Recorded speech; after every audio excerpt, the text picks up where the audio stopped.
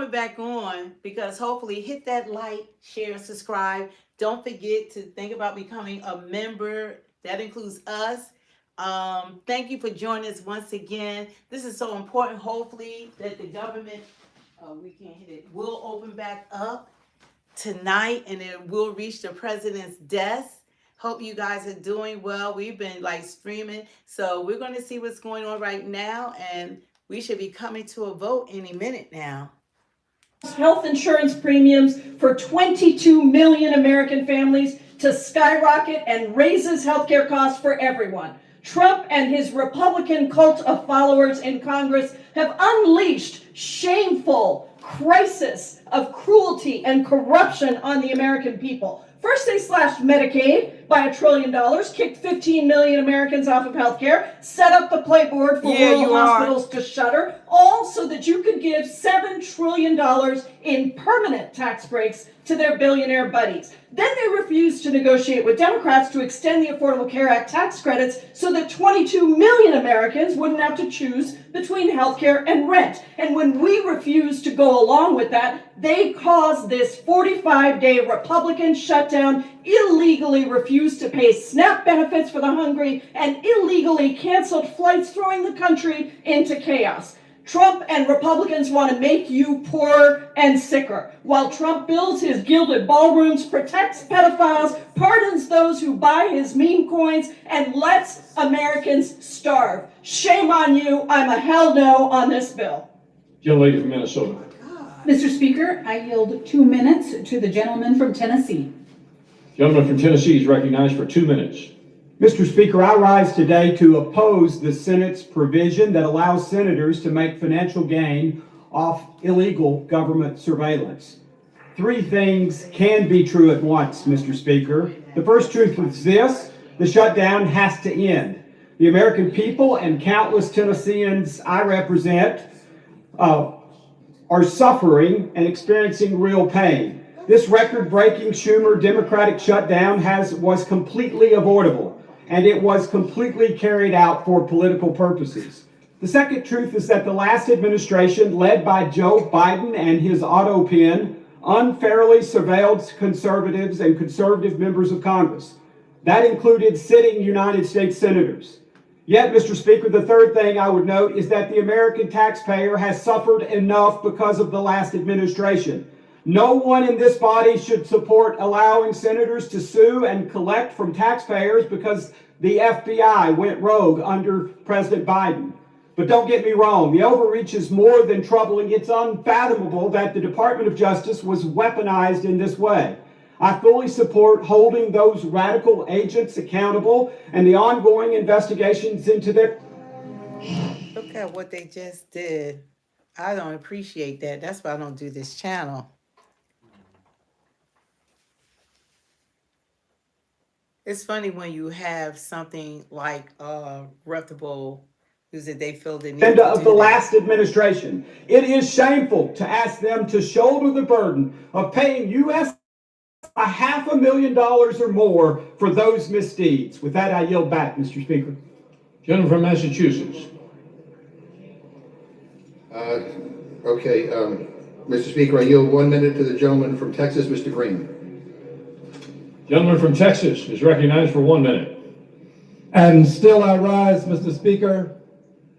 I rise to call to my colleagues' attention that they are no longer claiming that this is a clean CR.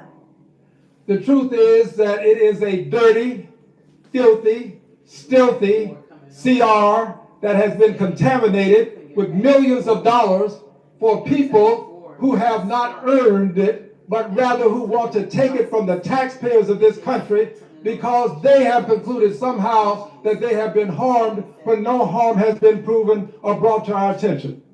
I believe that health care for all is important because we in the Congress have the best health care in the world. Yet people with the best health care in the world do not see fit for persons who need it, who are among the least, the last, and the lost, to acquire health care, something that they have. Health care is becoming wealth care for too many people in this country. We need to extend the subsidies. We need to make sure that everybody who can get to a doctor gets care. This is not a poor country. I refuse to take a poison pill and have you tell me that I'll regurgitate it next week. The poison pill Gentleman's has killed time the has CR. expired. Gentlelady from Minnesota, reserves. Gentleman from Massachusetts. I inquire how many more speakers the gentlelady has, and she doesn't seem to have very many. I believe we have one more, Mr. Speaker. All right, we have several. Mr. That's Speaker, great. I yield 1 minute to the gentleman from New York, Mr. Ocasio-Cortez. Gentlelady from New York is recognized for 1 minute. It is great. It is great that Democrats have a line of people who are willing to fight for working class Americans from coast to coast in this country. Because God forbid that we have a member of the Republican caucus who stands up and actually wants to extend the Affordable Care Act so that people with cancer, insulin, and issues across all sorts of healthcare issues across this country have their health insurance protected and extended throughout 2026. It is unconscionable that what we are debating right now is legislation that will give 8 members of the United States Senate over $1 million apiece. And we are robbing people of their food assistance and of their health care to pay for it. How is this even on the floor? How can we as members of Congress, Republican or Democrat, vote to enrich ourselves by stealing from the American people? That is what this legislation does. In fact, Senator Graham just went before the press earlier today saying he was going to seek well over $1 million from the American people from this. We cannot support it and we cannot stand for it. Thank you. Gentleman's time has expired. Gentlelady from Minnesota. Thank you, Mr. Speaker, and I just wanted to point. Zoran Mamdani. Mr. Speaker, I'm going to be proud this evening to vote to reopen the federal government. House will be in order. Mr. Speaker, for 40 days, the Democrats shut our government down to pursue unrealistic policy proposals that they know the American people do not want. People do not want health care for illegal aliens. They do not want our tax dollars funding left-wing media outlets, and they do not want to drive up our debt $1.5 trillion as part of a short-term continuing resolution. Mr. Speaker, the last 40 days have been nothing but pure political nihilism, and I'm glad that this nightmare is over so that we can get back to work on behalf of the American people. Thank you, Mr. Speaker. I yield back. Gentleman from Massachusetts. Gentleman from Massachusetts. I reserve. Gentleman reserves his time. Gentlelady from Minnesota. Reserve. Reserves. Who seeks time? Well, Mr. Speaker, let me first of all just say to the gentlelady, this is Republican shutdown. It didn't need to happen. All you need to do is extend the ACA tax credit so that people wouldn't get screwed on their health insurance bills. And I also point out to her that the President of the United States illegally withheld SNAP benefits. And 2 federal judges, basically 2 court orders, backed us up on that. And he's the first president ever in history to actually shut off food benefits to people during a shutdown. Shame on him. I now yield 1 minute to the gentleman from California, Mr. Khanna. Gentleman from California is recognized for 1 minute. Thank you, Mr. Speaker. Mr. Speaker, our country is at a moral crossroads. Just today, it comes out that billionaires are worth $8 trillion, more than 50% of Americans combined. And what does the president do? He decides he doesn't have the money for the American people. He's going to starve the American people to give $40 billion to the corrupt libertarian leader in Argentina. $9 billion would have fed the American people. How is that America first? And then he says, I don't care about the cab driver who's paying $2,600 now per month in health insurance as opposed to $44 because I don't want to save the 20 million Americans who are going to face high premium increases. How is that America first? We need national health insurance in this country. We need to tax billionaires in this country. We need to fund SNAP in this country, and we need to stop funding Argentina and corrupt foreign leaders. Gentlelady from Minnesota. Thank you, Mr. Speaker. And I just wanted to address for just a second the healthcare issue that the Democrats continue to bring up and act like this had anything to do with everyone in the country's premiums, because we are talking about the COVID era Affordable Care Act's COVID era subsidies. So this is not what is affecting other people's premiums, other than those folks that qualify for those COVID era premium subsidies. That's it. They continue to make it sound like this is responsible for every kind of increase that people are seeing. And so the Affordable Care Act's original subsidies will remain in place. So that's the original subsidies, ensuring that millions still qualify for the income-based tax credits and capping out-of-pocket costs relative to income. It's the COVID era. I can't say that enough. It is the COVID era subsidies that are in question here. Premium increases are actually driven by multiple factors, including medical inflation, provider consolidation, and rising drug costs. But to actually reduce premiums, that's what we must address. And we must have comprehensive discussions about that, not just political theater and sound bites. We have to actually sit down and have those discussions, and that's what getting the government back open will do. I reserve. Gentlelady reserves her time. Gentleman from Massachusetts. Mr. Speaker, the ACA polls at 65%, Donald Trump is at 37%. I now yield 1 minute to the gentlewoman from Massachusetts, Ms. Presley. Gentlelady from Massachusetts is recognized for 1 minute. Mr. Speaker, I rise today on behalf of every elder who can't afford their prescription, every parent who went to work hungry so their child could eat. In the United States of America, there is no lack of resource, only a deficit of empathy, political will, and courage. At its best, government is a backstop, a compassionate steward of the public good. At its best, government catches people when they stumble in a moment of hardship. At its best, government does right by the people, all the people. Struggle does not discriminate, Mr. Speaker. Hardship is not a character flaw. It has zero to do with work ethic. Every single person is one diagnosis, one layoff away from hardship. Life can change at an instant. What we are bearing witness to is not only a lack of political courage, but it is a fundamental betrayal of the people. Incompetence and indifference to the suffering of our constituents and our neighbors. The shame and the sham of it all. Any member of Congress who would vote to deny a child a meal or medication, it is child abuse and neglect. I ought to file a 51A on you for that. Every person in this chamber, every person in our country has lost a loved one to cancer, and yet you would vote to deny people life-saving cancer treatment and research. Republicans control the House, the Senate, and the White House, and with the majority you have chosen to enact harm to make people hungry, poorer, sicker, and less safe. The shame and the shame of it all. You, the people, deserve better. We, the people, deserve better, and I won't stop fighting until you get it. Wow. Gentlelady from Minnesota. Prepared to close. Gentlelady is prepared to close. She has 4 minutes remaining. Gentleman from Massachusetts. Yes, I'm not. So I'd like to yield 1 minute to the gentleman from Wisconsin, Mr. Pocan. Gentleman from Wisconsin is recognized for 1 minute. Oh, yo, God. Thank you, Mr. Speaker. Yes, the federal government will officially reopen with the House vote today. But here's what won't happen. We won't protect the 22 million people paying more for the Affordable Care Act, or the 15 million people losing their health care outright due to Republican actions in the big ugly law. Nor will we stop the health care rate increases for everyone in this country. And we won't be restoring food assistance today for millions of Americans who benefit from SNAP because House Republicans voted to cut the #1 program that keeps kids and seniors out of poverty by over $180 billion. Jesus. Nor will we be able to roll back the tax cuts for billionaires and your GOP donors that you funded by gutting those health care and food programs.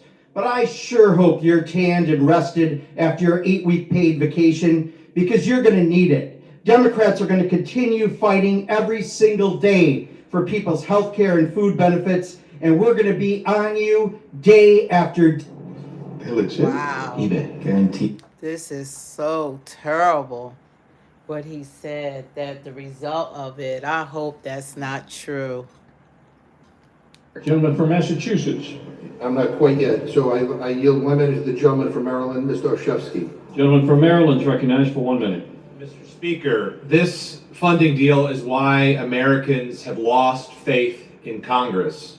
It does absolutely nothing to address the crushing cost of health care and what amounts to a massive tax hike on working families. It does absolutely nothing to stop President Trump from canceling the very funding we would provide, something he's already done again and again. But here's what it does.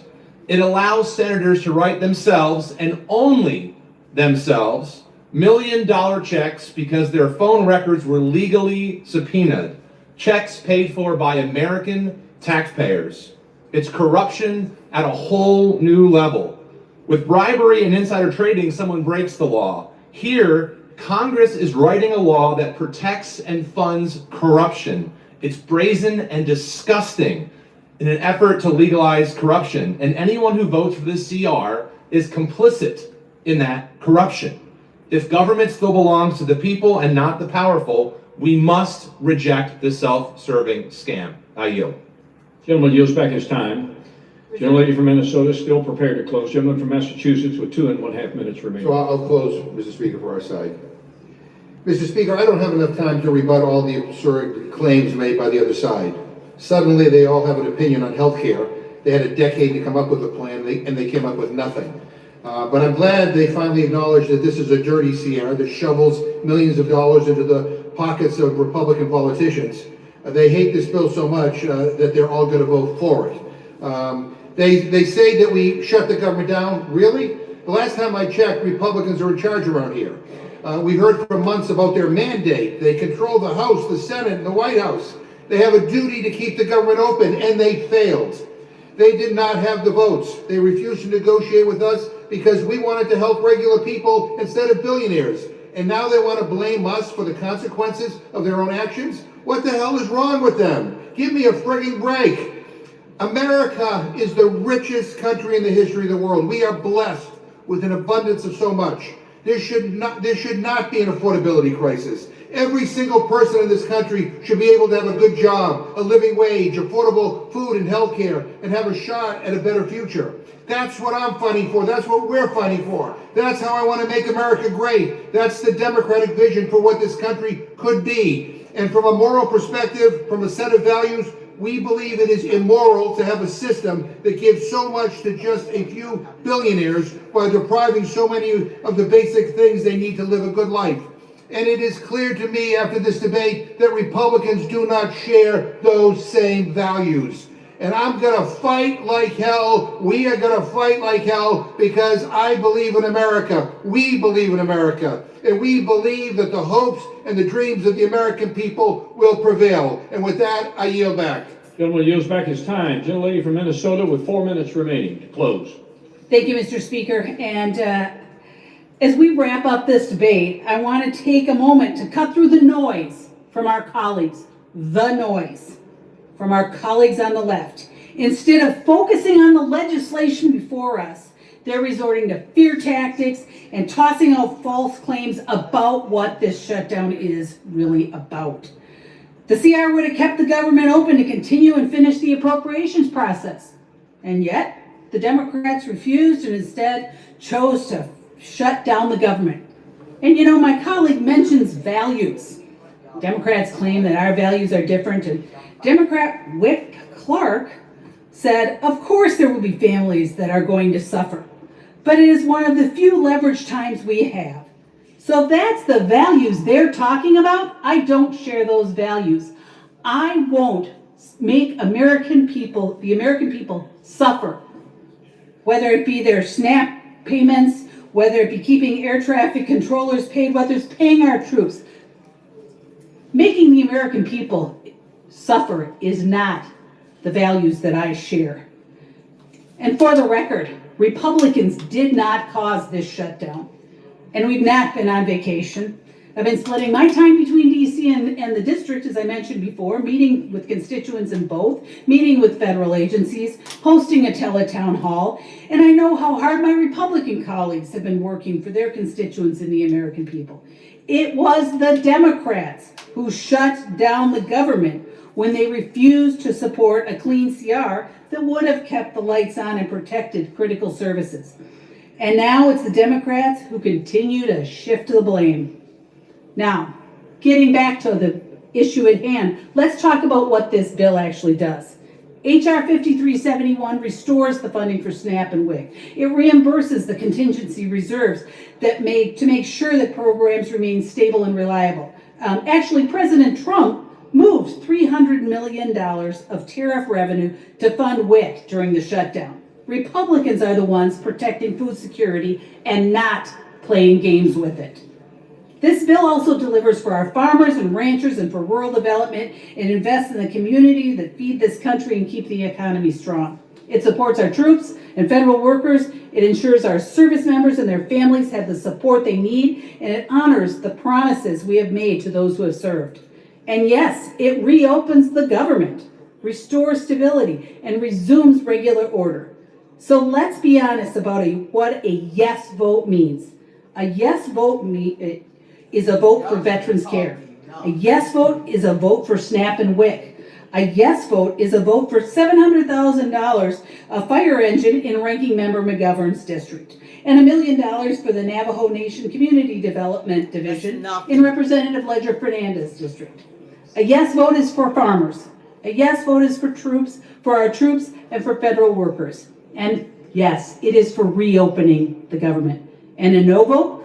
Well, that's a vote against all of that, including it's a vote against health care, it's a vote against feeding hungry children, and it's a vote against common sense.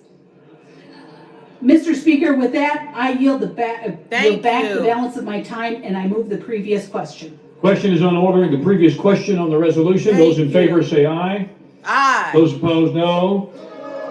Opinion of the chair, the ayes have it. Mr. Speaker, Gentleman from Massachusetts. hearing aid, I think. I asked for the yeas and nays. Yeas and nays are requested. Those favoring a vote by the yeas and nays will rise. Sufficient number having risen, the yeas and nays are ordered. Members will record their votes by electronic device. Pursuant to Clause 9 of Rule 20, the chair will reduce to 5 minutes the minimum time for any electronic vote on the question of adoption of the resolution. This is a 15-minute vote.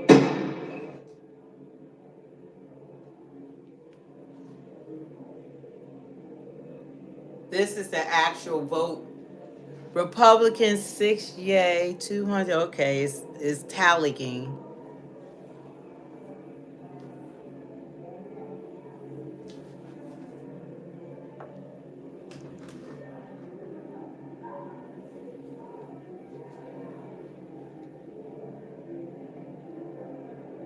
Okay, they're voting electronically. I think they need 416 to pass for a total. 388.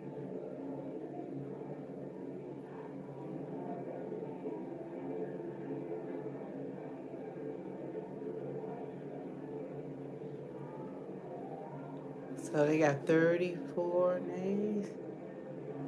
On ordering the previous question. This is just a previous question. Members of Congress speak on the House floor.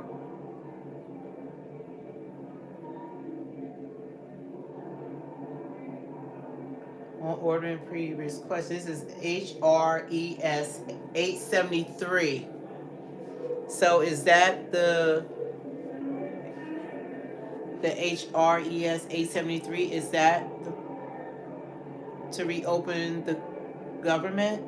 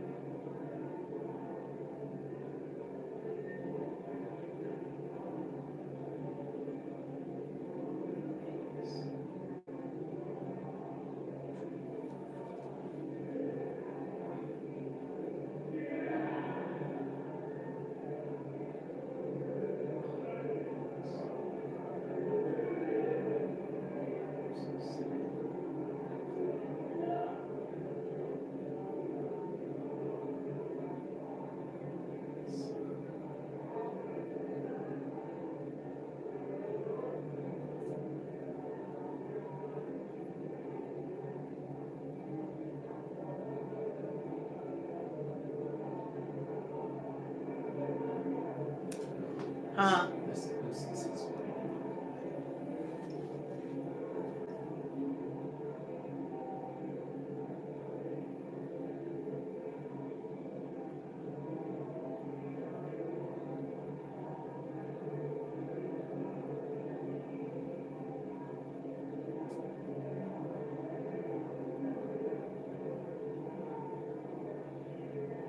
Oh, he said uncle brother said 2 major food pantries ran out of food. They can't maintain, amending the rules of the House of Representatives to prohibit members of Congress from owning individual stocks. That's been going on for a long time. That's how all of them have become multi-millionaires. They're already rich.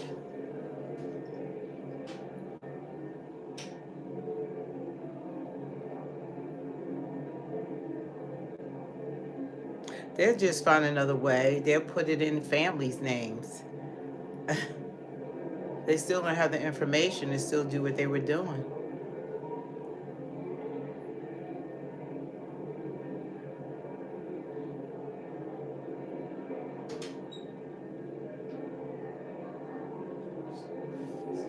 So this still isn't the vote to reopen the government.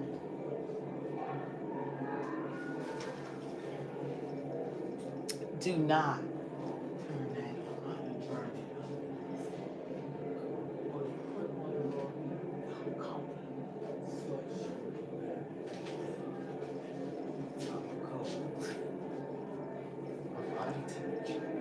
But not at school. Never. So this is like a forever. So now they're doing all this. What? Someone said I thought they reopened the government last week.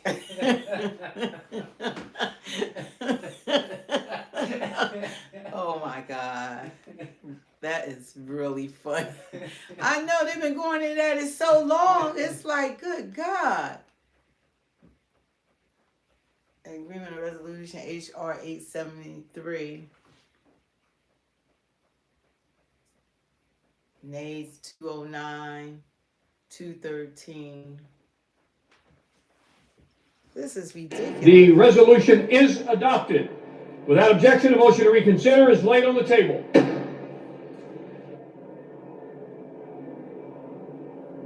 Oh, this is... Yeah, it seemed like they would have reopened it a while ago. This is never going to end. I mean, what the heck are they doing?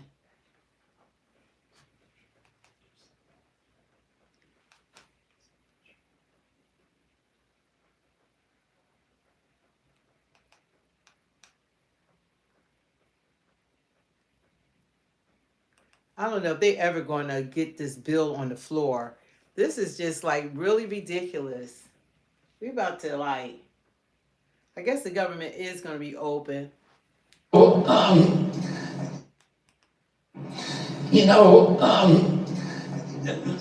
job of vice president has been called the worst job in the country. And I think we're out of time, ladies and gentlemen.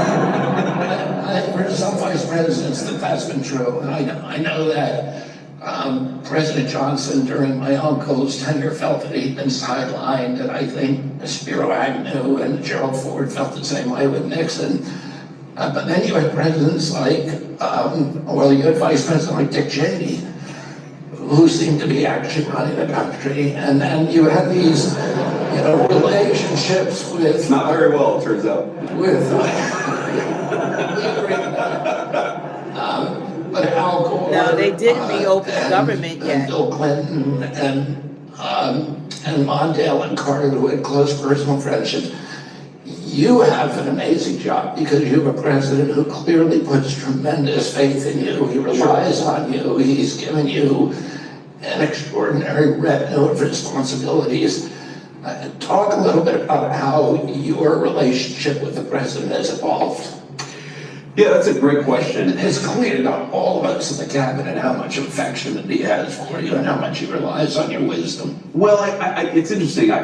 You're exactly right that the president the job of vice president is incredibly contingent on the president that you're serving under. And you could have a president who effectively just passes off big swaths of responsibility. You could have a president who delegates. You could have a president who has no trust in their vice president, Kamala Harris, and so it doesn't go very well for that particular vice president. But I think there are two ways that I try to think about my job with the President of the United States. Number one, he requires honest counsel. Yeah, in other and be words, open on if I have an Veterans opinion Day. on something, whether I agree or disagree with the administration position, it's really, really important that I talk to the president about it. He doesn't want yes men. And I think it's one of the reasons why you guys have a great relationship, is because you're always thinking about how can I actually give the president the best counsel. But then the second thing is, when the president makes a decision, your job is to execute. It's not to run to the papers and say, well, actually, I disagreed with this decision, or run to the Congress and badmouth the administration. It's to execute. And I think the reason why the president has trust in me is because, yes, I absolutely tell the president what I think about a given issue, but I also recognize I'm the vice president, he's the president, and when the president of the United States makes a decision, it's time to go and get it done. And I think in part because... That's a little bit of JD. This has been the longest reopening that they possibly could have. I don't know what they're trying to do. Do they actually want to reopen the government? Because, it's exhausting to see them continue to go back and forth and not getting the job done. I mean, people on here saying they thought the government was reopened last week. They thought it was reopened yesterday. And they said Justin Schumer probably fought to extend the government. Today you had 900 flights this late, 800 canceled in Texas. Like, if you're trying to fly out anywhere, it's a nightmare. I'm glad it wasn't like that when we went to the ATL, that our flights were delayed, but I can imagine what people are going through right now. This is crazy. Everybody's fighting each other. Republicans have been fighting each other. The Democrats are fighting each other. Everyone is fighting each other, and little is getting done. And that seems to be the problem. People are more interested in swearing in the representative from Arizona, because she has cast the vote to release the Epstein files. So they said they waited 50 days for her to be sworn in. I think her name is Representative Adelita Gayava or something like that. I know I butchered her name, but they sworn her in, and before swearing her in, they had mentioned that they were then going to vote on reopening up the government. And only thing they've been doing is arguing with each other, and they're voting on passing other HR laws. They just did HR 873, and that was about investing in stocks. So now they no longer are allowed to do that, because a lot of them had inside trading information, and that's how they've been becoming multi-millionaires. I think Nancy Pelosi is worth $119 million now. Their salaries is only maybe $150,000, $200,000 a year, and they are incredibly rich. And they always talk about the rich and everything when they're millionaires, but because they're not billionaires, then they can talk about the millionaires. They said that the House will soon take a final vote on ending record-long government shutdown. And they said that House takes key step forward and will soon take a final vote on funding package to reopen the government. 11 minutes ago. Yeah, we've been waiting for it. Like, we were on live, we came down, and I said, let's just come down and get closer to them actually opening up the government. And so they already been fighting and fussing about it. Like, take the freaking vote. Just vote at this point. Vote because at this point it's exhausting. God bless you too. Yeah, people just want them at this point. people, even the pantries are running out of food. They can no longer support the people who are suffering from food insecurities. So they need them to immediately reopen the government up. So that's what's going on right now. You think it's gonna make it to next year? It's still gonna be like this? It's going to be worse.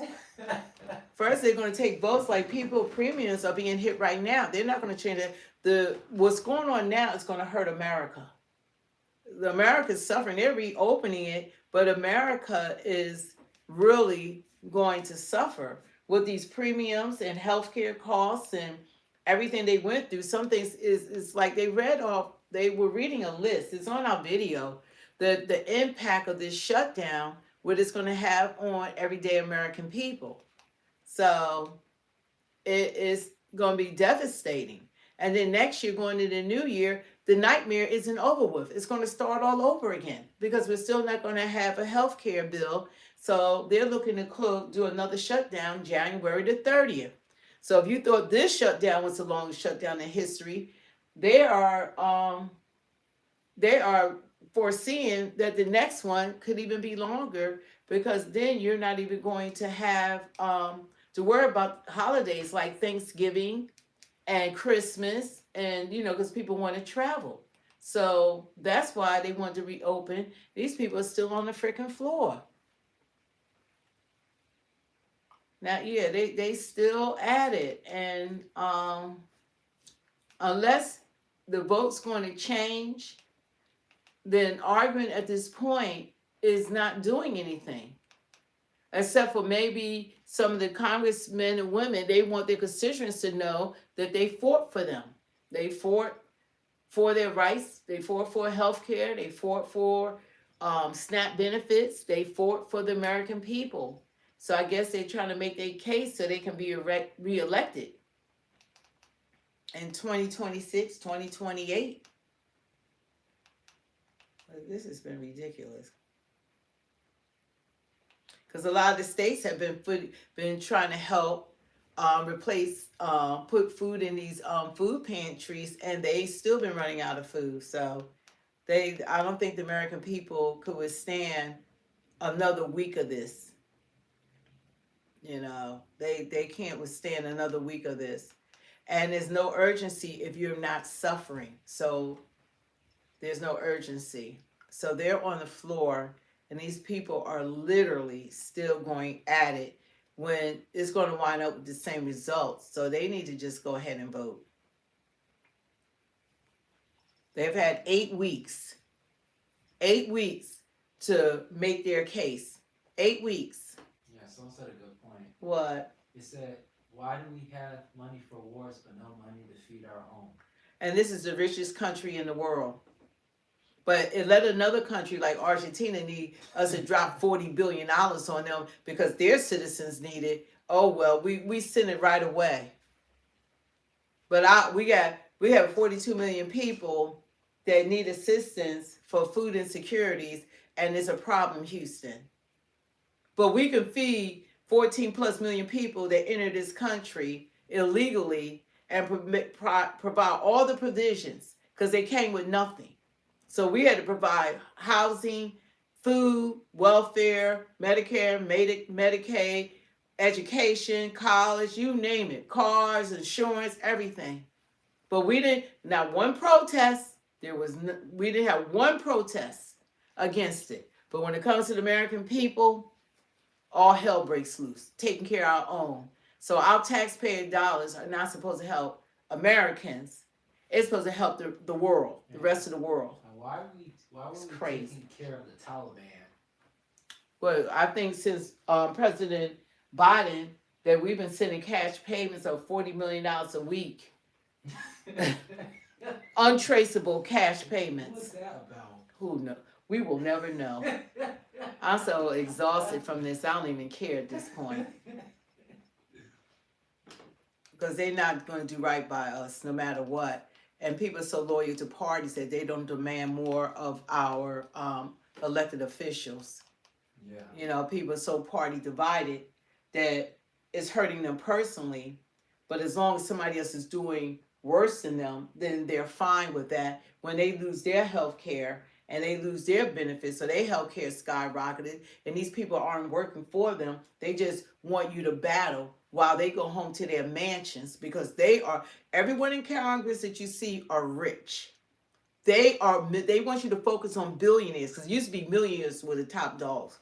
They're millionaires. They want you to focus on billionaires. Next, they'll be talking about trillionaires.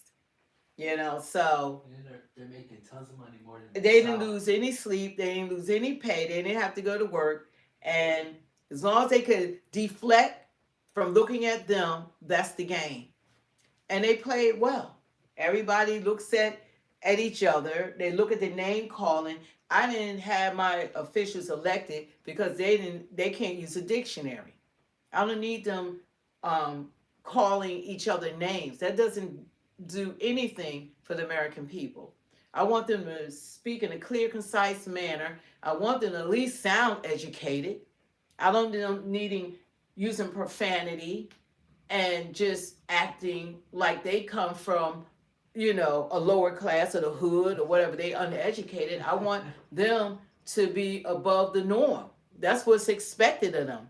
I want them to think outside of the box. I want them to set an example for our younger people. This is how you carry yourself. This is how you legislate. This is how you get things done. They're not demonstrating this. They act like a bunch of kids in Congress. It's sad. They act up. They call each other names. The Republicans are a cult. The radical left, the lunatics. Oh my goodness, low IQ, thugs, criminals, all the name calling. I don't think they ever gonna take this vote. I just think I need to reopen the government at this point. This is just insanity. So anyway, you guys, the government it's going to be open one day. This is so crazy. I can't tell you. I gotta relax. This is just exhausting at this point. Please say. Tell me Our party. Nobody's taking care of Americans. No one's taking care of Americans. That's what the problem is. Nobody's taking care of Americans. But if you got a problem in another part of the world, call Bank of America. That's us. Call us. Call White House BOA, White House Bank of America. We take care of the world. We don't take care of the United States of America. You have to be a foreigner to get help from this country. If you're a citizen, you can forget it.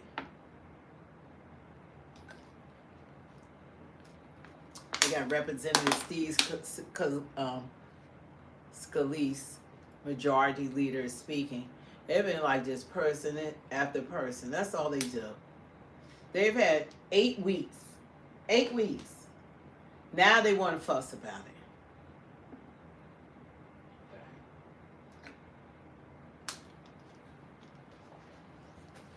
We were trying to do this for the vote, but I don't know when it's supposed to happen.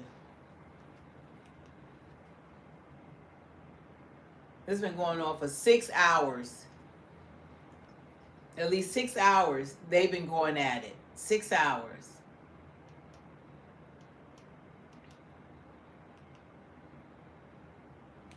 Acknowledged that they imposed on the American people. But they said over and over again, we have quote after quote from Democrats during the shutdown, that they needed to impose the suffering to get leverage, Mr. Speaker, to use the American people as pawns to get leverage. For what? For what? They ultimately filed an alternative bill, $1.5 trillion mad spending spree that included things like $200 billion of taxpayer funding for illegals to get taxpayer benefits, while they gutted the $50 billion rural health care fund that we put in place in the Working Families Tax Cut. So, Mr. Speaker, anybody who comes up here and says they care about health care, they were also advocating to gut the $50 billion rural health care fund to provide $200 billion in taxpayer-funded health care benefits for illegals. It's insanity. And if you really want to look at where this all began, as some on the other side, Democrats, want to talk about a health care crisis, the health care law of the land is what many refer to as Obamacare. But let's remember the original name that Democrats gave that bill when they created it.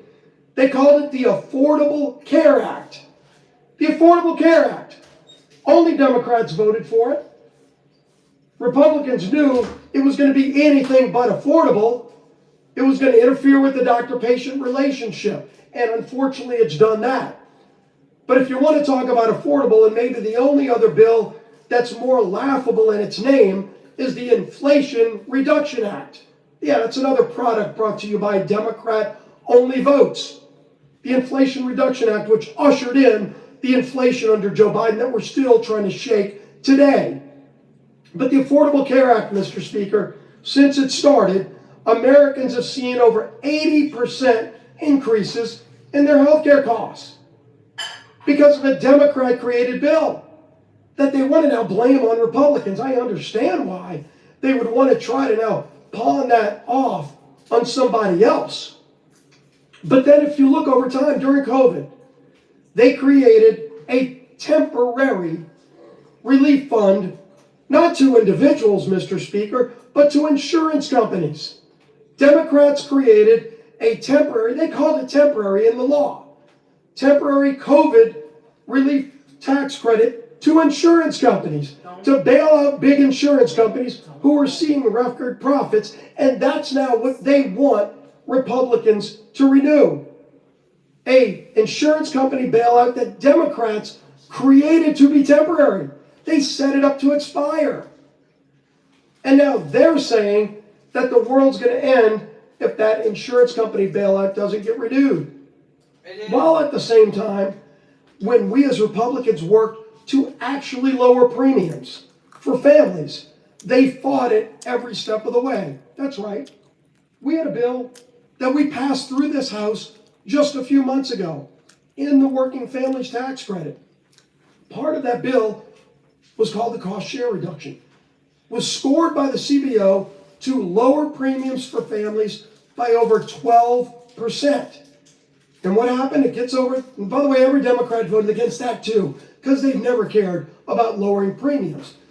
Then that bill gets over to the Senate. Senate Democrats worked overtime to get that provision removed. And if you go look at Senate Democrat Budget Committee website, they still brag that they removed that provision that would have lowered premiums for families.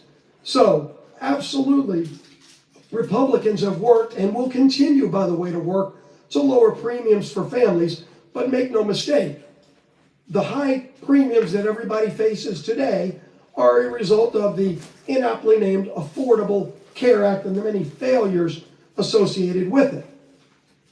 But this bill today is about ending the misery Democrats created on families. That is just about funding the government, not about solving other problems that we should be working to solve, but about getting the government back open while not holding the American people hostage. And that, Mr. Speaker, is what has disgusted the American people most during this shutdown.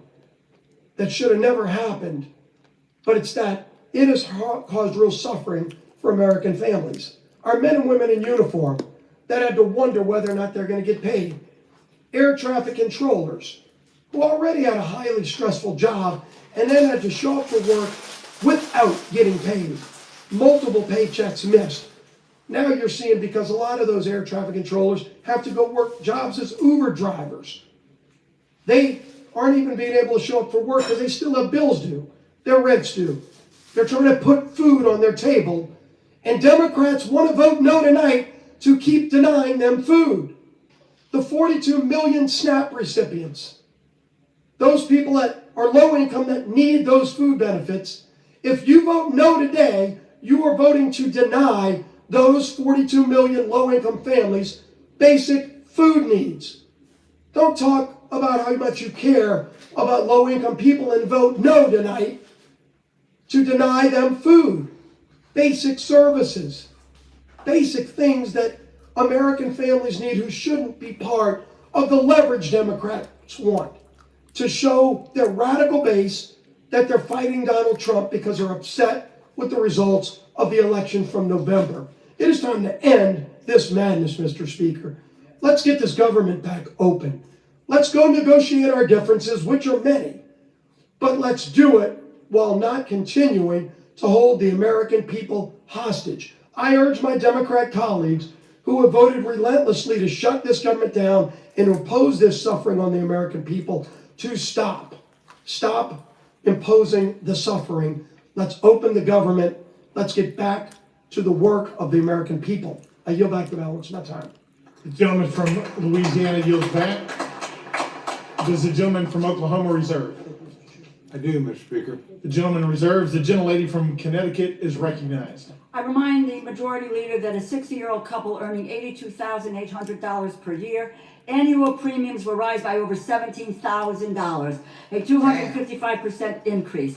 I now give you great pleasure to yield 3 minutes to the gentleman from Georgia, the distinguished ranking member of the Agricultural and Rural Development Subcommittee, Mr. Bishop. The gentleman from Georgia is recognized for 3 minutes.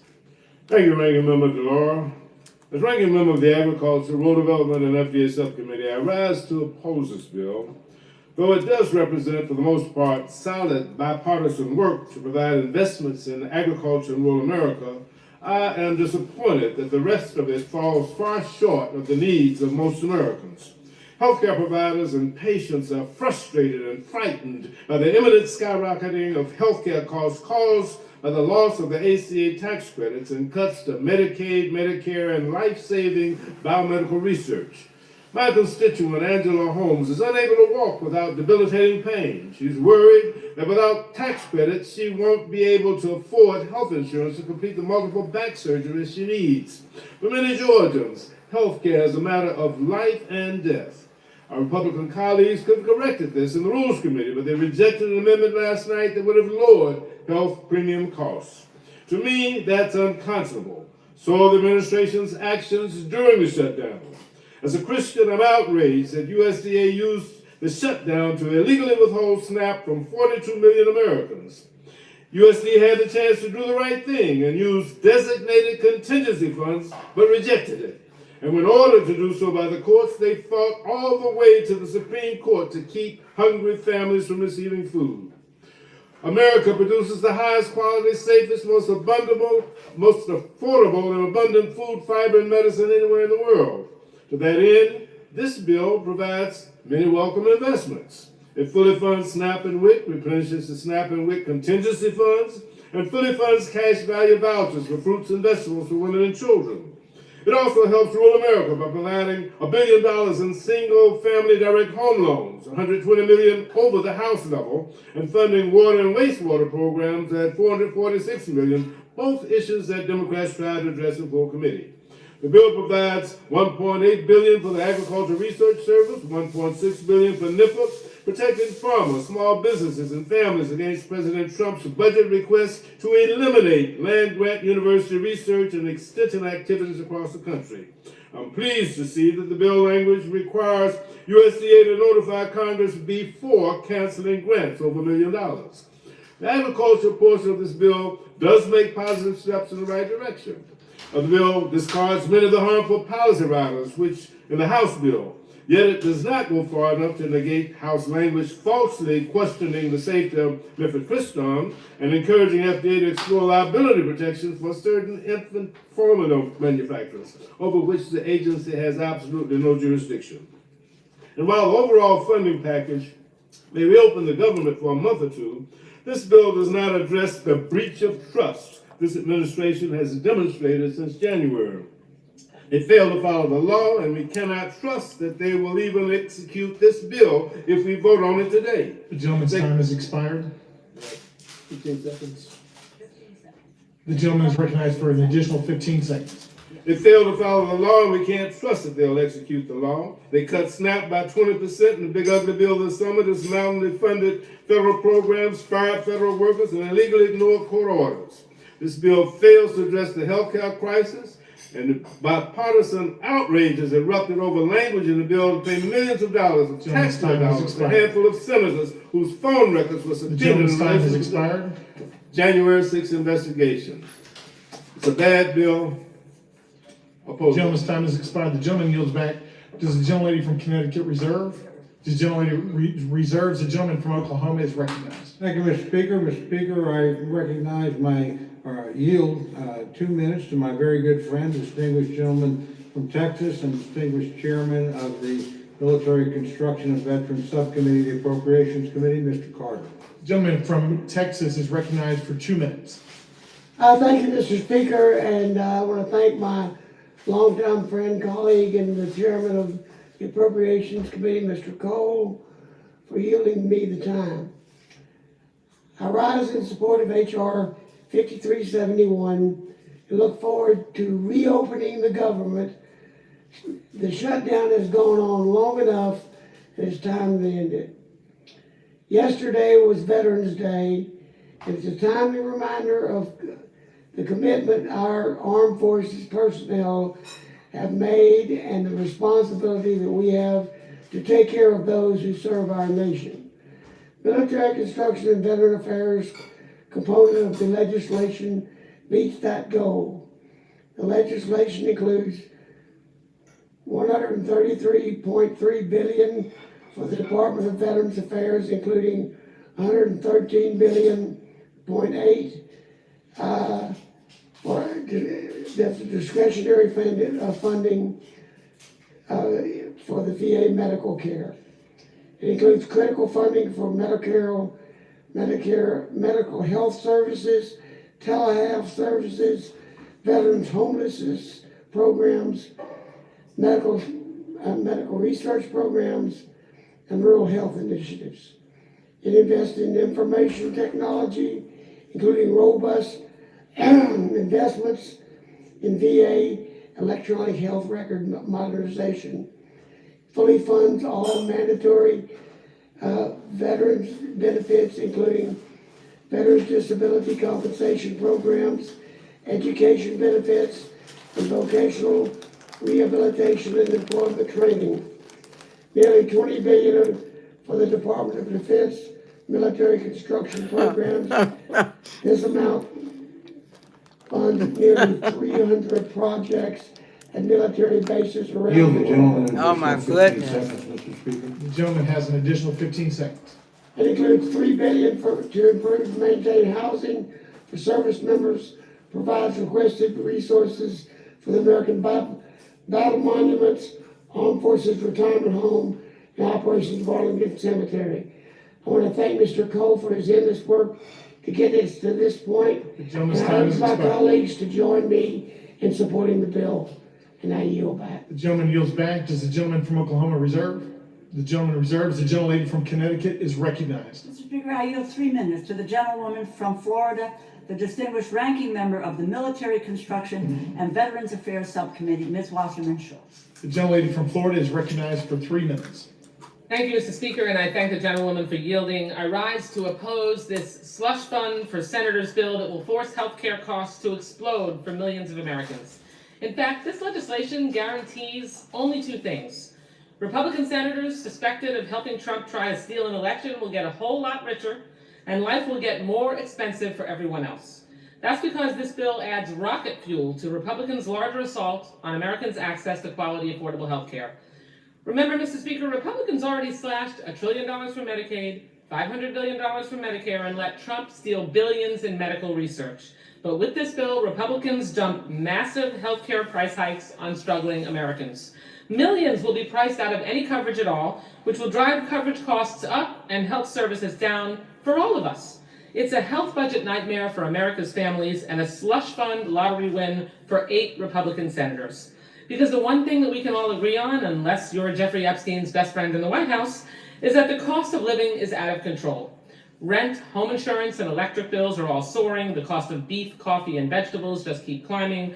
People are really struggling to get by. Yet Donald Trump continues to block SNAP benefits to 42 million struggling seniors, patients, and veterans. How anyone could swipe food from the plates of nearly 20 million children like that is simply disgusting, but that same moral bankruptcy is embedded in this bill.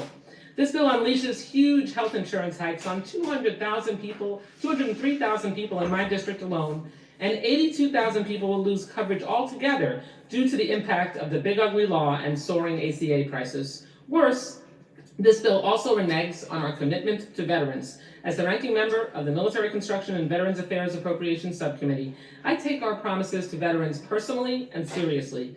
Just this summer, I secured bipartisan support for my amendment to restore $51.7 billion in advance funding for the Toxic Exposures Fund. This is funding, mind you, that President Trump sought in his budget.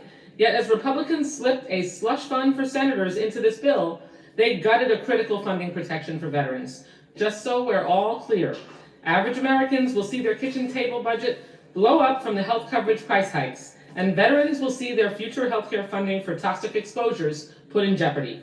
Also, billionaires can keep getting huge tax breaks. It's hard to pick between the worst moral outrages behind this bill.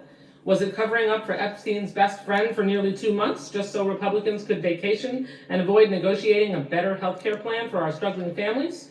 Or is it the slush fund that personally enriches Republican senators and will haunt everyone who votes for this bill? Well, House Democrats will oppose this partisan spending bill that guts America's healthcare, and we'll keep fighting to extend healthcare tax credits. Donald Trump and Republicans broke their promise to lower costs, and this bill certainly cements that betrayal. But Democrats will stand by our promise to lower costs, and we'll make sure every American knows Republicans are responsible for this devastating healthcare crisis. Gentlelady's time has yield back. expired. Gentlelady yields back. The gentlelady from Connecticut reserves. The gentleman from Oklahoma is recognized. Thank you very much, Mr. Speaker. Mr. Speaker, I yield 2 minutes to my very... You know, I just want to just take a breather. If what she just spewed out is the truth, then Americans are it's been like a lose-lose situation. We don't have anybody really that's been in government looking out for the welfare of the American people. It grieves me to think that things are happening to our military. We just celebrated Veterans Day yesterday, and just to, you know, this is the greatest country in the world, the richest country in the world, and here we have been the go-to for the world to settle world problems, and we can't even settle problems in our own house. This is so disturbing, upsetting that $1 trillion was gutted from healthcare. Then she was talking about other billions of dollars were gutted. You know, different programs, and the people are going to be priced out of healthcare. I mean, this isn't great. Like, we want the bill to pass, but at what price? At what price? I'm not beholden to a party. I'm beholden to God. God is first. And doing what's right is what's important. Now, this is devastating. And they win when we keep fighting. That's why I have moderators now from both parties, the Republican and the Democrat. Maybe I'll get a non-voter next on here to make them a moderator so that we can have a full house, because these are discussions we need to have, because we need to hold their feet to the fire. We don't need to hear all the rhetoric. We don't need to hear the arguments. We need to hear the freaking truth. How is this going to affect my house? How is this going to affect my children? How this is going to affect my life moving forward? Those are the questions Americans need to be asking. And we have to stop listening to the bullshit. As long as we are deflected from the truth and we're not hearing them, and they want to say it's their fault, the government been closed, and it's all we had was finger pointing the whole time. We even have people jumping parties. Fetterman is talking like a Republican, and Marjorie Taylor is talking like a Democrat. But that's not helping us. We want better. The whole point of the election and electing Trump into office was to make America better for Americans, because the previous party was more focused on making it great for illegal immigrants, and they neglected the outpouring of the cries from the American citizens, because inflation was skyrocketing, interest skyrocketing, gas, everything was unaffordable. People were suffering. And they weren't listening to us. Priorities was taking care of people that didn't put them into office. But when it comes to the people that you're supposed to be supporting, there's no loyalty. No loyalty. And if the Republicans are telling us like all these things aren't going to happen, and they do, and they try to act like they have our back, who's winning?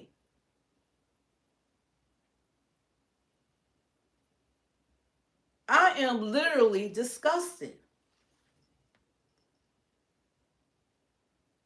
This is devastating.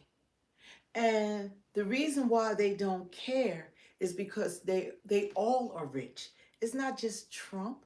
They all are rich. That's what we're not getting. They all are millionaires. They all have health care. They all get benefits. It's not bothering them. 22 million kids not being fed. How does that bother them? It's not in their house. They go home to their lovely children. Their lovely children, they can go in the refrigerator. I'm disgusted. I'm just really disgusted. You know, I really heard enough. I don't know. Distinguished Chair. The trade-off is devastating. To vote this, Be sent away from to poor vote people. to vote this into to vote and to reopen the government is a loss for Americans. To vote not to open up the government is a loss for Americans. Because the people are going to suffer long enough without getting paid, suffering food insecurities, all this that's been going on all this time. People are suffering, and they're suffering from government fatigue, and they cannot take it any longer. But the trade-off is devastating. It's devastating. It's devastating. 5371. Because once again, the Senate has put other interests ahead of those of the American people. Today's stand with me, backroom Eric? deal Okay. does nothing to stop 20 million Americans that will see their health care premiums double or triple. And it does absolutely nothing to stop provisions in the reconciliation package that will strip 15 million people of the Medicaid coverage. These cuts will have a resounding impact for individuals and the healthcare industry and economy as a whole. Safety net hospitals like Montefiore in my district and federally funded clinics like Borinque in East Harlem face having to eliminate services or completely close. Families, seniors, and children who go to these clinics and hospitals cannot afford to lose health care coverage. On top of that, Mr. Speaker, the legislative branch bill, which was done unilaterally, not with the consultation of both sides, it was done on its own, in the Senate, in the dark, in cahoots with a bunch of people, includes a provision that will line the pockets of 8 senators that we know of by allowing them to sue the government for millions of dollars if the Department of Justice subpoenas their phone records or seeks a lawful non-disclosure order. While families in my district are stretching every single dollar just to pay for food and rent, senators want a personal payout if law enforcement dares to hold them accountable. At every turn of this shutdown and fight for healthcare access, Republicans and the Trump administration have tried to inflict suffering as much as possible. For weeks, the administration held food stamps hostage And even when some states comply with a court ruling to release full benefits, the president demanded that they be clawed back. Even when governors stepped up and said, we don't want people to go hungry, they ran to court, Mr. Speaker, to take $6.20 away from poor people. Who does that? Explain that to me. Who takes $6.20 away from a single mom or a hungry senior? That's the state of America today. Unbelievable. And here we are to vote on this. I will be casting my vote as a no. In fact, it will be a hell no tonight. The gentleman from New York yields back. The gentlelady from Connecticut reserves. The gentleman from Oklahoma is recognized. Thank you, Mr. Speaker. Mr. Speaker, I yield 2 minutes to my very good friend, the distinguished gentlelady from Michigan and chairman of the House Republican Conference, Ms. McLean. The gentlelady from Michigan is recognized for 2 minutes. Thank you, Mr. Chairman, and thank you, Mr. Speaker. And God, I love the compassion and the passion on the other side of the aisle. You know, we're worried about taking money out of families. Well, you know what? Y'all can do the right thing and vote yes. If not, you're the ones that are taking money from needy families, not us, because yes means yes, we want to feed the families. We want to have SNAP programs.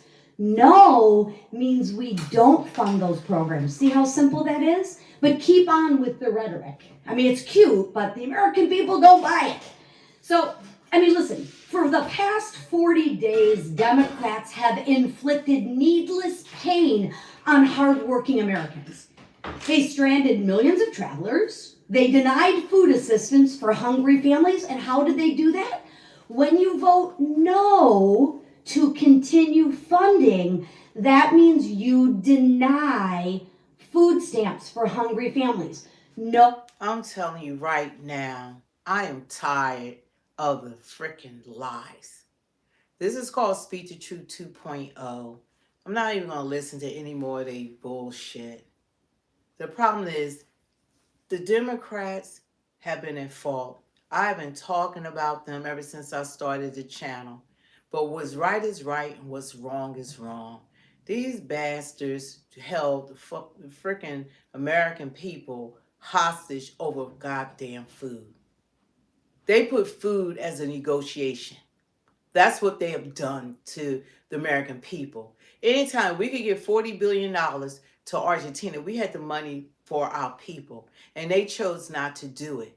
And they so busy trying to convince the American people like we stupid, like we don't see the game, like we don't see who the real players are. They're going to get up there and keep talking about the Democrats. The one thing the Democrats did right this go around is they tried, the whole reason for this is because the effects of the health care that's going to have on 22 million people are going to lose the Affordable Care Act. You're going to have millions of people that are going to be priced out of it. They're going to close hospitals. They're estimating 50,000 people a year will die. These are realities.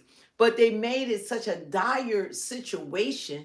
There's something that they should have had their asses in Congress and worked it out on our behalf. That's the truth. They should have been fighting for all of us. But instead, they're getting before Congress and they're trying to say, oh, they can have food, they can have. But what are the Democrats fighting for? They're fighting for your health care. They're fighting for health care. And I knew they were going to cave. I said this a month ago. Before then, Democrats was going to cave because the American people were not going to be able to endure this hardship. And it's to the point that they can't take this another week. But at what cost? Their lives? So we're going to go from a food crisis to a health crisis. That's what's going on.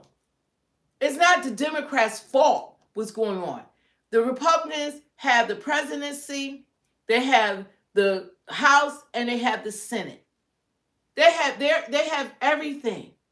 They're running the freaking government. Yeah, you can't let personal opinion take you away from what's actually true. And moderator Jack, he know how we've been supporting the Republicans, but I'm not going to support a lie. Yeah. Just because it doesn't affect me personally, I care. I think our vets have suffered enough. Yeah. We take care of better outsiders than we do our own, and that needs to stop. Tired of listening to all this stuff that's going on, and they trying to act like American people are so damn dumb that we don't see what's happening. You know, this is ridiculous. You be beholden to your party till your ass is out on the streets, until your kids can't eat, until you don't have health care. When you got to go to the hospital and it's a matter of life and death, and they not going to take care of you. Someone said, to be fair, I see where the Democrats are coming from if their fair. argument is that we should not agree to this crappy deal, but I wonder if holding benefits hostage is worth it on those ends. It is. But see, what they did by them not coming to the table for the 8 weeks, they're talking now. 8 weeks. And everyone's exhausted. 8 weeks they didn't come to the table. This, let me tell you something, you're a leader, it don't take 8 weeks to resolve a problem. You can't resolve a problem if people aren't talking. If I have a problem with you, how am I going to resolve the problem if we're not speaking? Damn. You know, but the Democrats are right Someone said in this case. Someone said, did you know that 200 billion of the 1.3 trillion is specifically for illegal aliens' health care? God dang. It's sad, but we, no matter what, but if we focus on that, but what about the Americans? What about the trillions of dollars for the Americans? The Americans is more Americans that are going to be affected than any illegal. I'm for Americans. And after Doge, do you believe after Doge, how Elon went in and Doge kicked all those illegals off? You think that right now, after Doge and Elon, that they still on there like that? You know it's not easy to be on it. They can't just get on it like that. They went in there to gut them out of there. So how many would be on there at this point?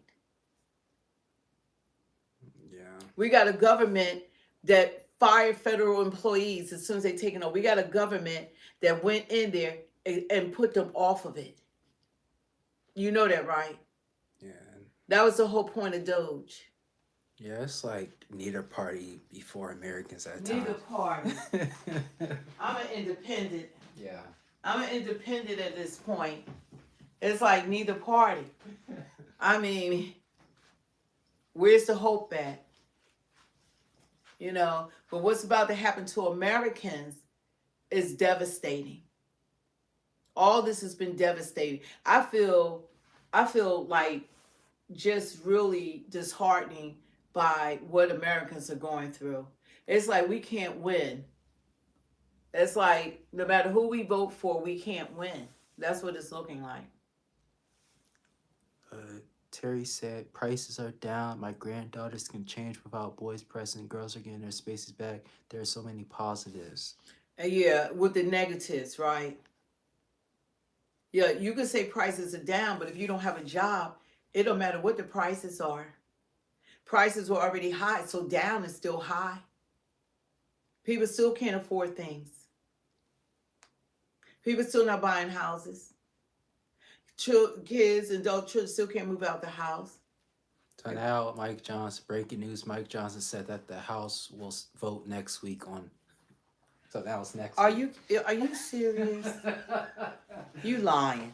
You know, that's what I think CNN said. CNN? Let me see real fast. Oh no, that's about the Epstein files. Oh, the Epstein. I'm about to say they not doing this till next week.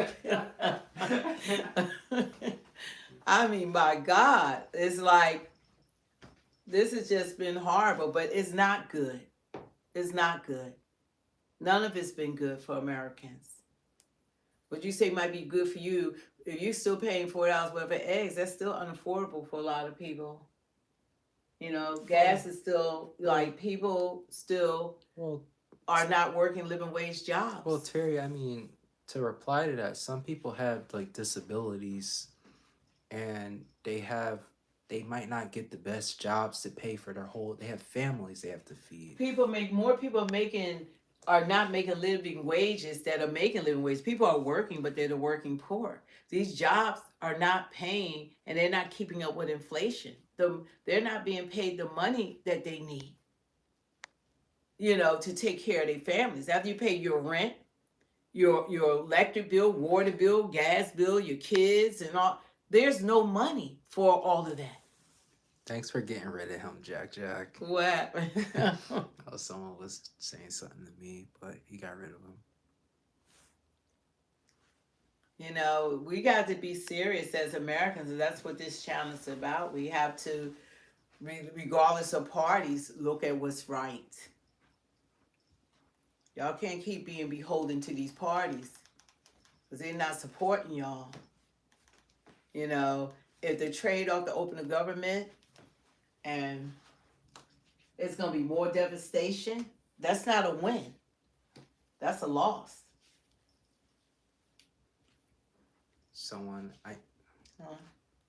Because someone's saying get a real job. That's the guy who was trying to be insulting to me, but now he's saying get a real job when we're saying people have families to feed and on disabilities.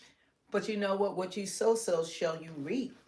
See, life is up and down, and you're saying that today, and your behind is going to be without a job one day, and your behind is going to need help one day. So you remember what you said on this live today on November the 12th, because people are working and working poor. People have disabilities, and children certainly can't work, and you have vets that serve this country that need assistance. So you remember what you say. Thank you for that. You remember that. Because life is up and down. Everybody goes through something. And everybody needs help. Thank you so much. Everyone needs help in their life. Thank you. They send in those little hundreds. Yeah, everyone needs help. Thanks. In their life. That's how it is. You could be a millionaire one day and the stock market, you broke the next day and you need help. That's how life is. God is always going to make it so that we need him. You're going to always have to rely on God. So you have that attitude, but you didn't have that for illegal immigrants. You didn't tell them what they coming in here. They need to get a job. They need, we're giving them $13,000, $15,000, $20,000 a year on SNAP, and American citizens can't get $148 a month.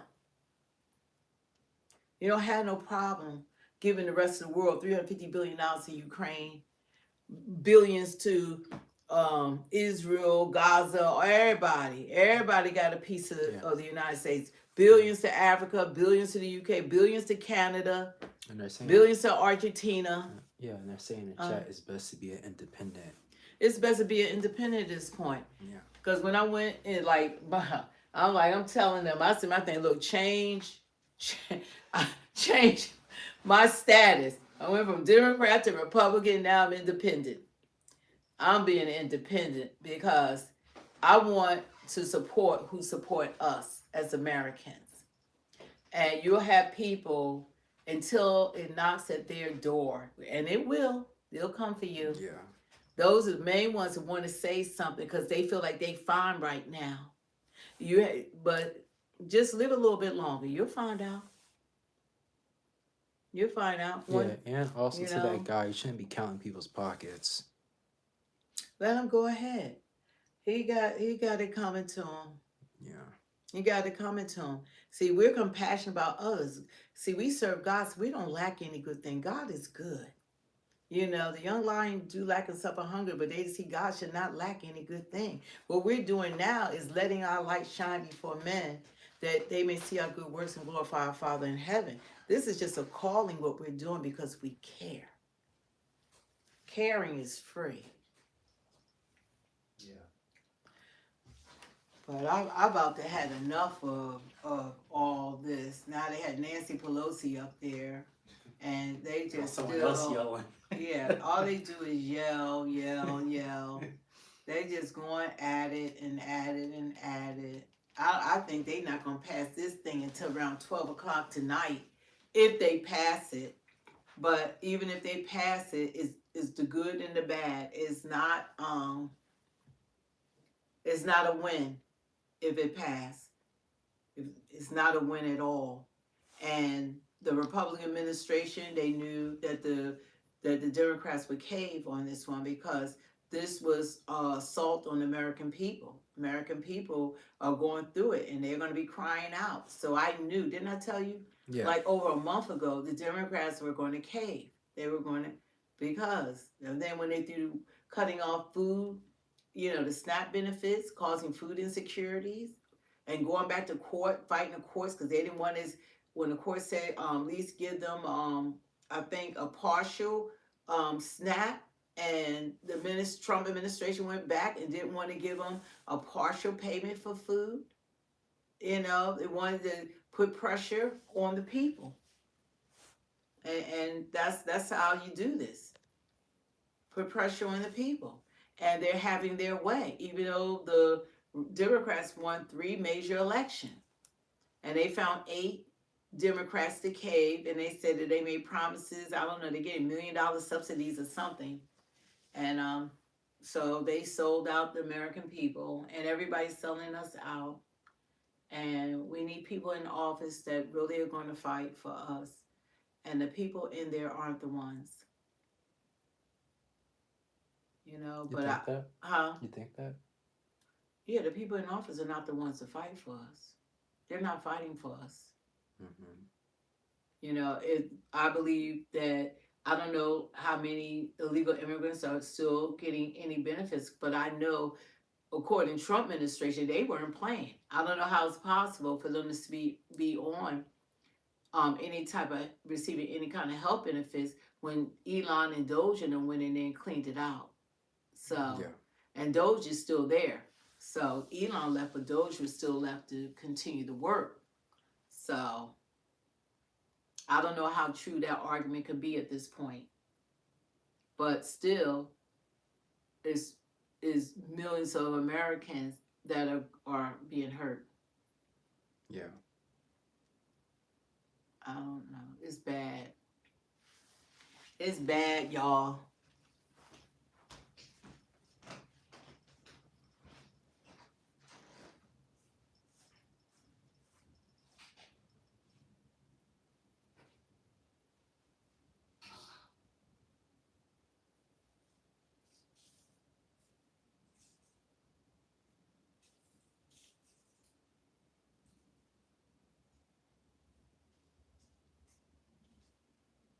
What they say?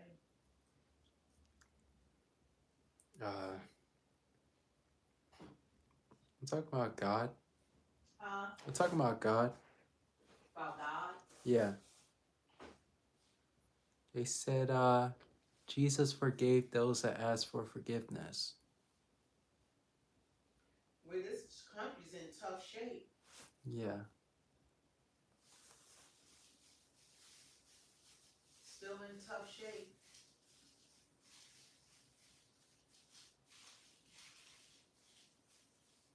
They know they keep repeating the same thing, and they do that until people are supposed to believe what they're saying. They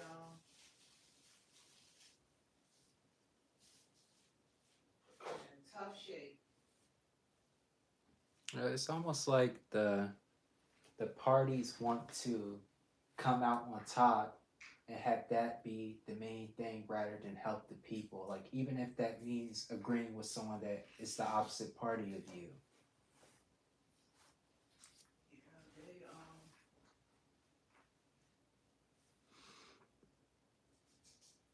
American people are being used and lied to. Yeah. And meanwhile, none of this is going to be a good outcome. And that's a fact. None of this is going to be a good outcome. If they don't open it, it's not a good outcome. If they open it, it's not a good outcome. No matter what, American people are losing. Yeah. Yeah, like he said, we need to come together. Yeah. And all those want to stand their ground and they want to jump up and down and fight and fuss. And they not looking out for us. They can't just agree to disagree. And the hardship that's going to be bestowed on American people when this passes is going to be devastating. Devastating. There's a lot of wickedness going on in that party right now. The Trump 45 is not 47 is not the same as Trump 45. So you're saying in the Republican Party? You're saying in the Republican Party? Yeah, this is a different Trump. This stuff going on is not cool. Yeah. It's not cool. He got Stephen Miller writing everything, all this corruption going on in that party at the expense of American people.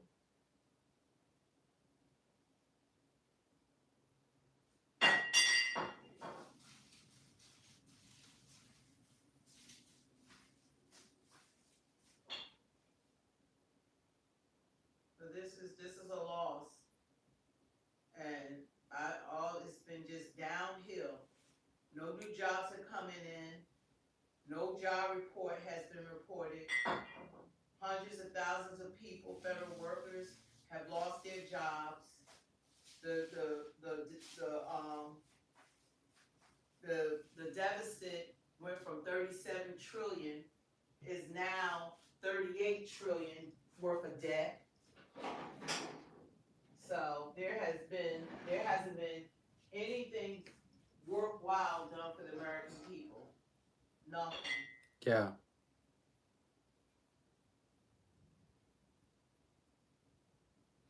You know, like Trump keeps saying he's trying to get people like illegals out the country, but then he's allowing people like the South Africans. Yeah, he's talking about let's deport, got ICE chasing people down, but then like you said, then he got ICE. Then he got ICE chasing down people, but then you're bringing in 600,000 Chinese. Yeah. He made a deal with China to bring in 600,000 Chinese. Wow. With President Xi. South Africa, they brought in hundreds of thousands of white farmers. While you say you're deporting everyone else. Yeah. You can't be doing that. Uh-huh.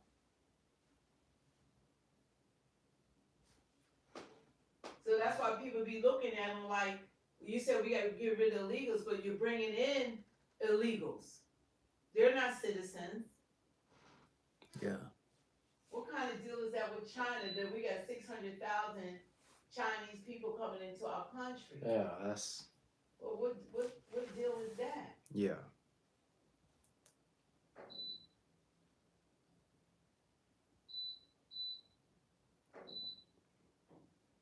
Like, people want to look at it. What kind of deal is that you're going to bring in 600,000 Chinese? Mm-hmm. That's the deal he made with President Xi.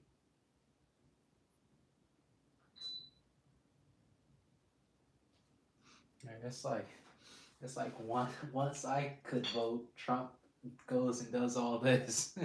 I know. My first time voting. Well, Americans, they're losing tonight. Yeah. No matter how you look at it. I wish I could put something up. Where's that remote? I wish I could put something up showing like, this is a loss. America is losing tonight, irregardless however they vote. Whether they vote to open or continue closed, Americans are going to suffer either way, either or. But what's being taken away from the American people is devastating.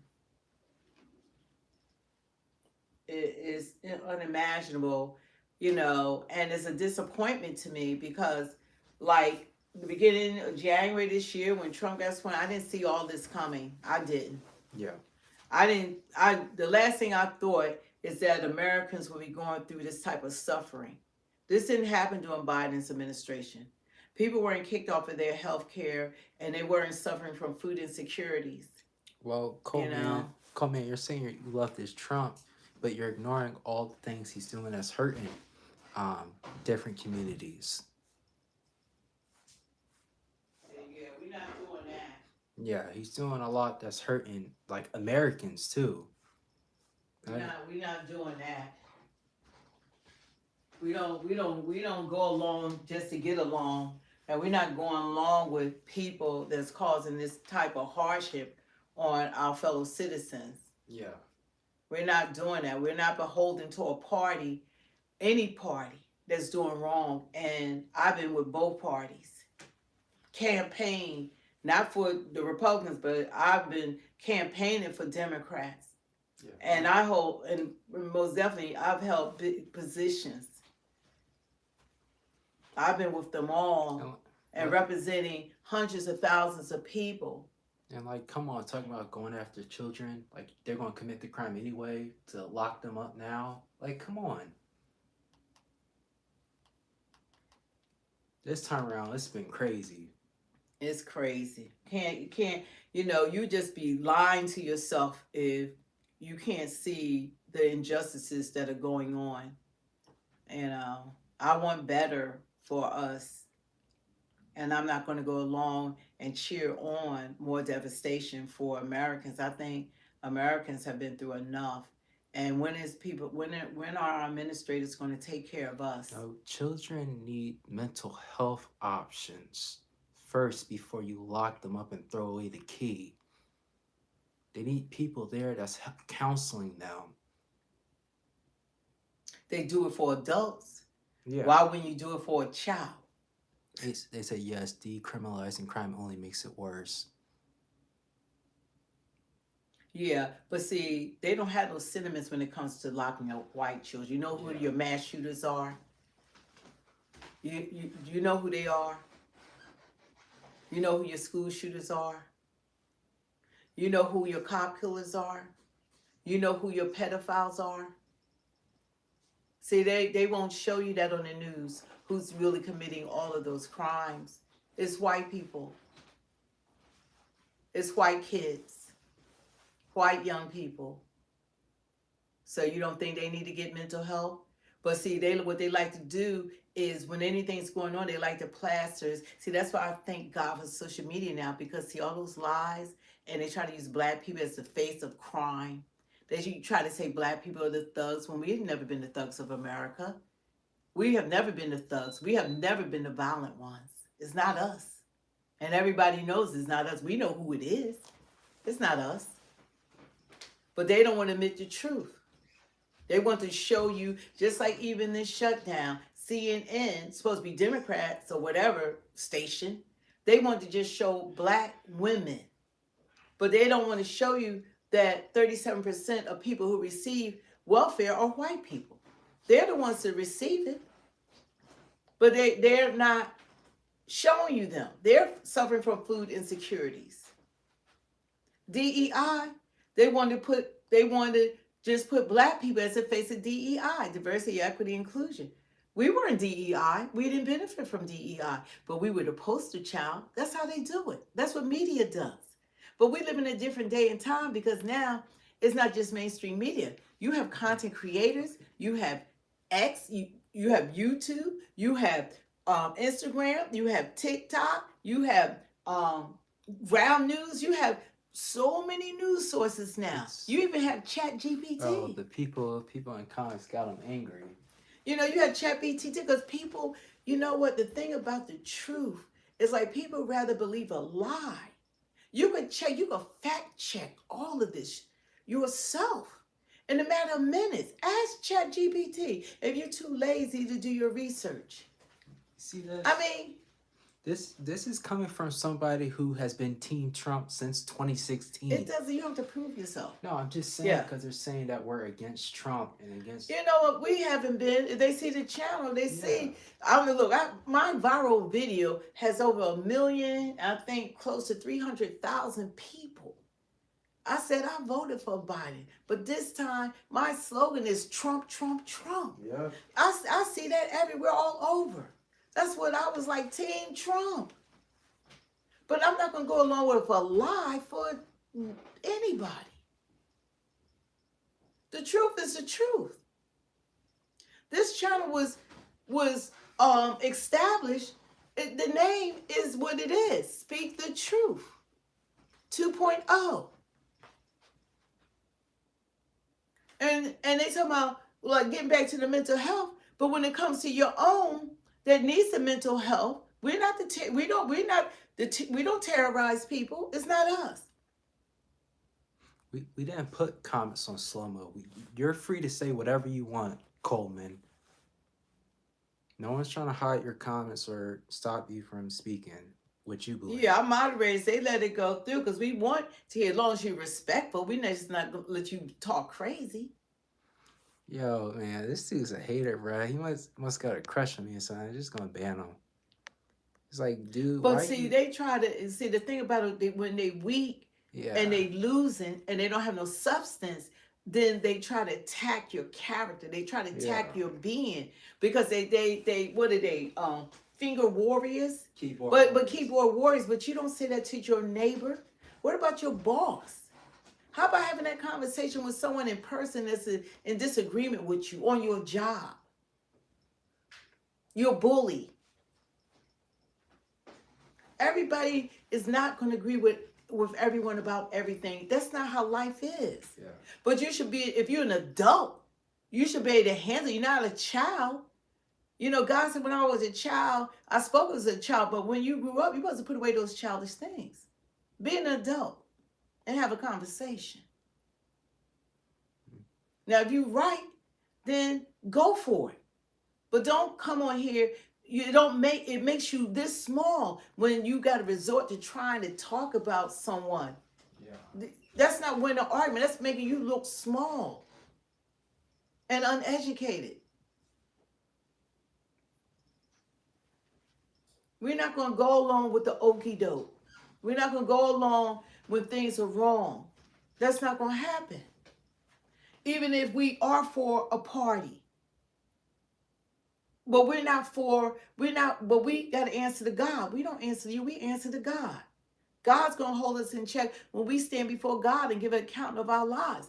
We're not going to say God's going to be like, you knew that was wrong, but you're trying to appease a person that what can you you're not doing enough for. You're not putting a roof over our heads. Why we don't care. Yeah, Coleman just wants to lock up the children. This dude's still going. Well, his child is going to be locked up. He probably was locked up. You know? Some people are just senseless, but it's coming your way. Everything you wish for someone else will come right back to you. You speaking your own. If you have children, that's going to happen to your kids.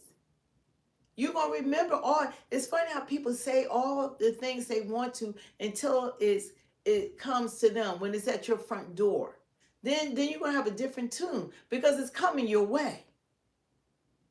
You got adults that aren't being held accountable. You want to take a child that's still growing as a person that had this, they supposed to think as an adult, as a child. Because they got stupid ass adults. Adults hold children at a higher level than another adult. That's how crazy it is. Yeah, start locking up all them shooters. Start with them. I could put out videos every day, all day, that they're not showing you on the news. Cop shot in the head 10 times, back of the head, white on white killer. They're not showing that. 3 cops, 5 cops ambushed, 3 shot to death, 2 in critical condition. They wouldn't even say their name. White on white. This goes on. It is every day. It goes on and on, but they're not showing you that in the news. But we have social media. I could go to it right now. They're not showing you what's going on. Same day that unfortunately Charlie Kirk lost his life, they had the Springfield High School shooter, mass shooter. Didn't say one word. The White House never talks about it, ever. Kids praying, school shooter. They praying, and he's shooting them up. Everybody. Not one word. Someone in the comments explain how Coleman, what he's saying is right. You're okay with children being locked up and the key thrown away instead of rehabilitation for the children? Yeah, start with their own. Start with their own. Because you know why they said it? Because they think it's black people. Because they got this stereotype that society has put on black people forever. And they want to make it like we've never been the thugs. Did we enslave anyone? Did we terrorize anyone? Did we torture anyone? Did we steal people, kids? Did we rape children? The biggest rapers in this country, pedophiles, are white men. Did we steal land and ruin? Did we steal land? Did we eliminate a whole population of people, the indigenous people that was here to open up their doors? I mean, you could go on all the atrocities that have been done to the black community. And it still goes on today. Who the thugs? Who the violent people? Who the people that it seem like they're afraid of everybody, take from everyone, and blame black people are always the scapegoat? That's real talk. And with black people, it's never mental health. It's always When it's white people, oh well, they done shot up a whole. Oh, they have mental health issues. But black people, they plastered them up there. Oh, we don't care if they got mental health. Black people have been traumatized. Black people suffer from mental health issues as well. Where's the grace at?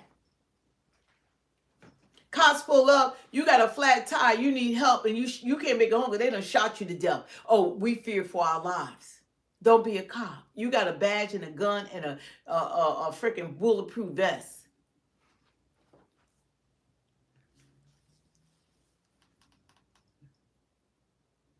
It's not us. No one's censoring you, Coleman. And Terry said, lock the parents up with the kids so they can rehabilitate together because kids are the product of their parents' problem solved. That's exactly. They're being taught these things. So to say that the children, I could see the freaking adults. There are a lot of people that's in Congress right now that were locked up that is serving in the United States. Even your president. The president of the United States is a convicted felon. And he's the president now.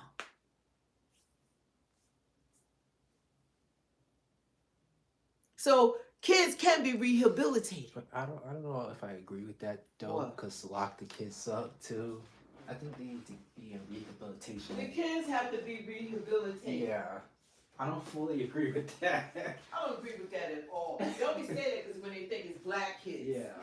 They don't say when it's white kids. They were saying before they knew Charlie Kirk killer was alleged killer, Tyler Robinson was white. They were saying, oh, when we find Charlie Kirk killer, oh, they need, because they were trying to thinking they were black people. Black people don't do that. We never do that kind of stuff. Until it was, what was that represented there? I think her name was Mason. She was like, oh, they should be executed. No, when they found out Tyler Robinson was white, they was like, oh, we forgive him. We need to forgive him and all. They went into forgiving him when they found that it was a white young man. There's always allowances, right? It's always grace. It's grace for them. But then they wanted to go to HBCUs and harass the black kids. It's thousands of miles from Utah. Have nothing to do. Nothing to do with anything. But let's go bother the black people. You say you don't want to be around us, but you're always trying to go somewhere where we're at. Always want to copy our swag, our dress, our styles, our music, everything. We set the tone for the rest of the world in fashion and everything else. They get it from our black culture. Black Americans. Now Terry said if her son was 13 and did something, he needs to be locked up. Well, good. Take him to jail and let him get locked up. You take him there. You lock him up before he do something. Yeah, you take him right there. Because if that's the attitude of the parent, you're not even raising your children right. Good luck for those poor kids. That's the parent. Like my kids, whatever they're going through is how you raise them. My kids have all of them been raised with a Christian foundation. I paid to send them to private school regardless of the superb school district we was living in. You know, you got to give them a foundation. Train the way you should go, should not depart. I wanted them to have God first in their life. So no matter what school, where they went to, that they would have that foundation. It's important how you raise. And if my kids, if they fall short and lose their way, that's when you're supposed to pray for them. We got a lot of trolls in this time in the comments. That's when you're supposed to pray because they hurt. They butt hurt now because they don't want to hear the truth. You pray for your kids. You pray for them. You know, what kind of parent are you to give up on your child? Now there wrote a paragraph saying that what their kids do and that we don't know their kids. I don't want to know your kids. You know, that's your responsibility. You make sure that you're giving them a foundation, but the things you're saying, they need prayer. If that's your mentality, because they're a carbon copy of you. The way they think, what they say, their beliefs, if they have any morals, it's all coming from you. So Coleman's saying we misread his comment. He never said anything about locking up children. Well, you read his comment. Okay. Well, yeah, you gotta let kids grow up. And you know what, kids have so much stress right now. They all need a freaking therapist. They all need mental health issues. You know, they're exposed to everything. They trying to tell them that you a boy, but you could be a girl. You're a girl, and you could be a boy. I mean, there's so much confusion out here that they can't even accept who they are. The kids are going through. And then they got, like, when I was coming up, we didn't have, because YouTube, all this been only around for 20 years. We didn't have all this exposure to everything like this. They're exposed to sex. They're exposed to everything. Children. Yeah, my bad for misunderstanding you, man. Kids are exposed to too much garbage. Their parents don't know how to,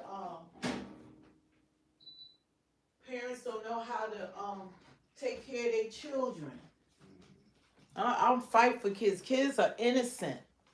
I'll fight hard for kids. Influence in popular culture like music. There's some songs about crazy stuff that people listen to. I can't believe that these people, I didn't think that this live would be this long. I cannot believe that these people are still battling it out. But we could come down, you know. This is how I see it. How am I misleading my mom? Because you told me you read it wrong and you had me go in. It's not that serious, okay? Misread it, okay? My mistake. Well, you guys, God bless y'all. I am exhausted. They have exhausted me. But this is what I have to say about what's going on. No one's winning.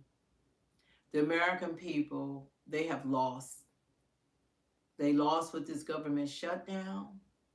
And they're going to lose with reopening the government. This is devastating. Yeah, Coleman, you're a drama queen, bruh. This is so devastating that it's horrible. But I expected better. I expected a better government.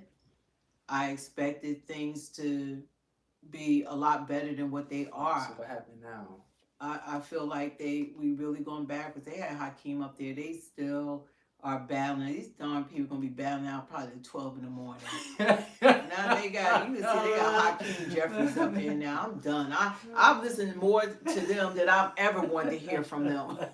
I just wanted to hear the vote. I just wanted to witness the vote. That was it. I was not trying to listen to all these people go back and forth. And a lot of them, they already have it set in their mind what they're going to do. They're already going to vote the way they're going to vote.